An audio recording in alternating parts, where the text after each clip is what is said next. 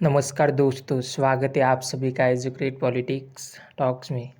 आज हम अध्याय 3 भारतीय संविधान की उद्देशिका अथवा प्रस्ताव चैप्टर पढ़ेंगे। यह टॉपिक सभी प्रतियोगिता परीक्षाओं जैसे SSC, UPSC, banking, railways, NDA, CDS आदि के लिए महत्वपूर्ण है। क्योंकि यह एक ऑडियो क्लास है, इसलिए मैं आप सभी से अनुरोध करता हूँ कि आप अपनी लुसेंट की किताब खोलें और चैप्टर 3 भारतीय संविधान की उद्देशिका अथवा प्रस्ताव का विकास का संक्षिप्त इतिहास को देखिए। जो मैं बताऊंगा उसे ध्यान से सुने और समझे। अध्याय 3 भारतीय संविधान की उद्देशिका अथवा प्रस्तावना। नेहरू द्वारा प्रस्तुत उद्देश्य संकल्प जो आदर्श प्रस्तुत किया गया उन्हें ही संविधान की उद्देशिका में शामिल कर लिया गया।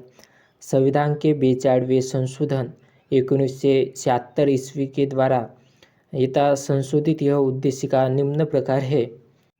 हम भारत के लोग भारत को एक संपूर्ण संप्रभुत्व समाजवादी पंथनिरपेक्ष लोकतंत्रात्मक गणराज्य बनाने के लिए तथा उसके समस्त नागरिकों को सामाजिक, आर्थिक और राजनीतिक न्याय, विचार, अभिव्यक्ति, विश्वास, धर्म और उपासना की स्वतंत्रता, प्रतिष्ठा और अवसर की क्षमता प्राप्त करने के लिए तथा उन सब में व्यक्ति की गरिमा और राष्ट्र की एकता और अखंडता सुनिश्चित करने वाली बंधुता बढ़ाने के लिए दृढ़ संकल्प होकर अपनी इस संविधान सभा में आज तारीख 26 नवंबर 1949 ईस्वी को एतद द्वारा इस संविधान को अंगीकृत, अधिनियमित और आत्मसमर्पित करते हैं।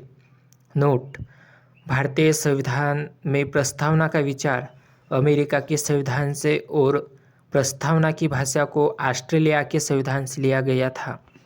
प्रस्तावना की मुख्य बातें। संविधान की प्रस्तावना को संविधान की कुंजी कहा जाता है।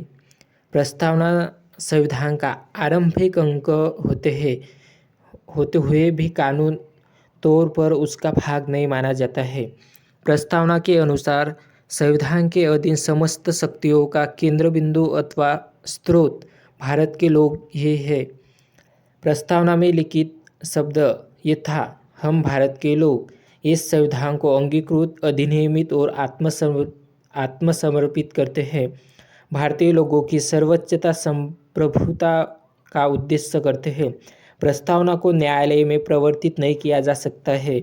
यह निर्णय यूनियन ऑफ इंडियन बनाम मदन गोपाल 1957 ईस्वी के निर्णय में घोषित किया गया। यदि सरकार या कोई नागरिक प्रस्तावना की अवहेलना करता है तो उसकी रक्षा के लिए हम अदालत की सहायता नहीं ले सकते हैं। बेरूबाडी यूनियनवाद 1960 में सर्वोच्च न्यायालय ने निर्णय दिया कि जहाँ संविधान की भाषा संदिग्ध हो वहाँ प्रस्तावना विधिक निर्वाचन में सहायता करती है। बेरूबाडीवाद में ही सर्वोच्च न्यायालय ने प्रस्तावना को संविधान का अंग नहीं माना, इसलिए विधायिका प्रस्तावना में संशोधन नहीं कर सकती। परंतु सर्वोच्च न्यायालय की केशवानंद भारती बनाम केरल राज्यवाद 1973 ईस्वी में कहा गया कि प्रस्ताव संविधान का अंग है, इसलिए विधायिका संसद उसमें संशोधन कर सकती है। केशवानंद भारतीवाद में ही सर्वोच्च न्यायालय ने मूल ढांचा सिद्धांत थ्योरी ऑफ बेसिक स्ट्रक्चर दिया तथा प्रस्तावना को संविधान का मूल ढांचा माना।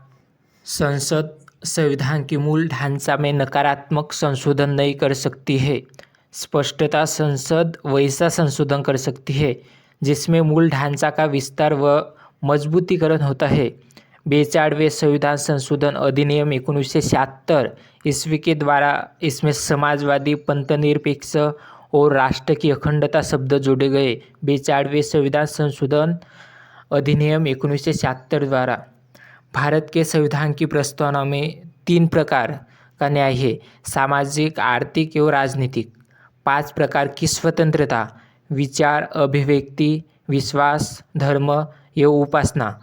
2 प्रकार की समानता, प्रतिष्ठा एवं अवसर का उल्लेख किया गया है। भारत का संविधान विश्व का सबसे बड़ा लिखित एवं सर्वाधिक व्यापक संविधान है। यह असंत कठोर और असंत लचीला है। नोट: लिखित संविधान की अवधारणा फ्रांस की देन है। प्रस्तावना में प्रस्तुत स्वतंत्रता, समानता एवं बंधुत्व शब्द फ्रांसीसी क्रांति से ही प्रेरित है।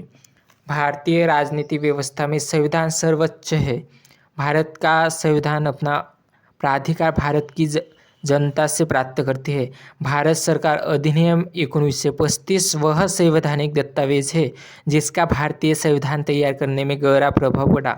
भारत के संविधान में संघीय शासन शब्द का प्रयोग कहीं भी नहीं किया गया है। संविधान में भारत को राज्यों का संघ घोषित किया गया है। तो दोस्तों, आज की क्लास में हमने अध्याय 3 भारतीय संविधान की उद्देशिका अथवा प्रस्तावना को समझा है। यह टॉपिक परीक्षा की दृष्टि से बहुत महत्वपूर्ण है, इसलिए इसे अच्छे से याद कर ले।